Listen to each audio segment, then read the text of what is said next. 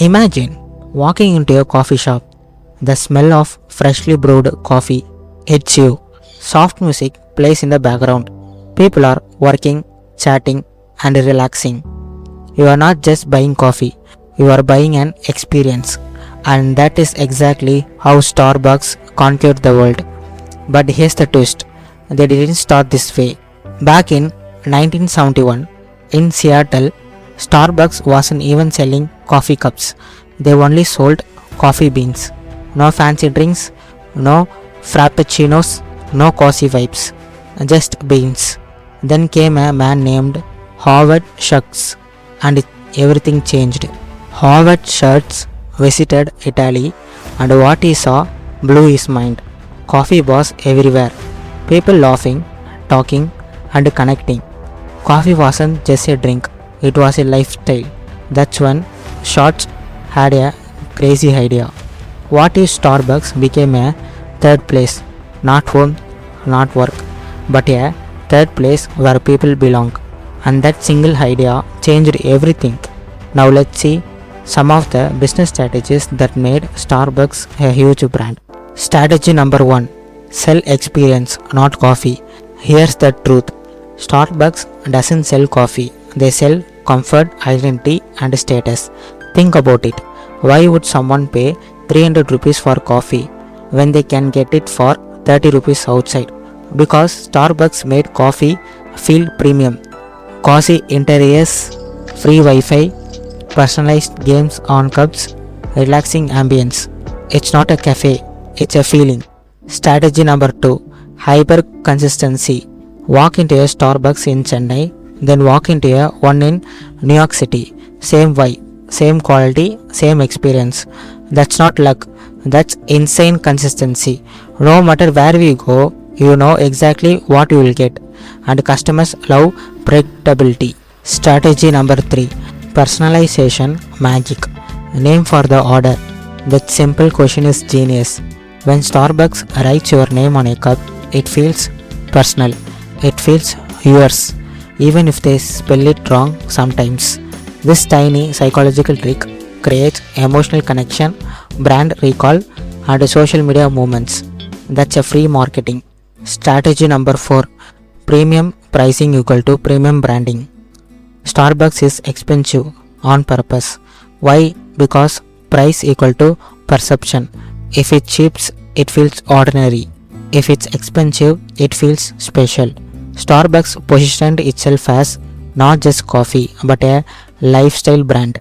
Strategy number 5, smart expansion. Starbucks didn't just open stores randomly. They studied high foot traffic locations, urban areas, premium neighborhoods. They made sure you don't search for Starbucks. Starbucks finds you. Strategy number 6, limited time products equal to hype machine. Ever heard of the pumpkin spice latte? It's not just a drink, it's an event. Starbucks mastered the art of limited time offers, seasonal drinks, festive menus, and exclusive launches. This creates urgency, social buzz, and repeat customers. People don't just visit Starbucks, they come back again and again to not miss out. Strategy number 7, branding down to the last detail. Look at the Starbucks logo. That green siren isn't random. Starbucks built a brand so strong that they don't even need their name on the cup anymore. From cup design, store layout, music playlist, everyone feels Starbucks. This is called sensory branding. You don't just see the brand, you feel it. Strategy number 8, digital domination. Starbucks isn't just a coffee company, it's a tech company in disguise. Their mobile app is insanely powerful. Order before you arrive, skip the line, earn rewards. The Starbucks app creates convenience, habit formation, and customer loyalty. Once people start using the app, they rarely switch. Strategy number 9, loyalty program equal to addiction loop.